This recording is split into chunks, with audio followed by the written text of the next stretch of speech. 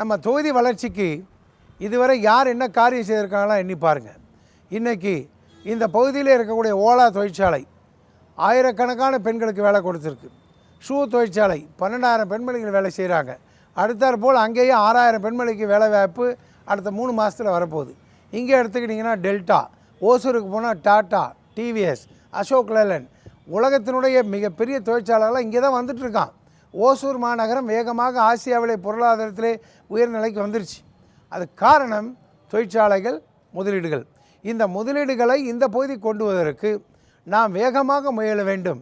இந்த ஆண்டிலே மட்டும் 36,000 கோடிக்கான முதலீடுகளை இந்த பகுதியில் கொண்டு வரணும் நாங்கள் நினச்சி செயல்பட்டு கொண்டிருக்கிறோம்.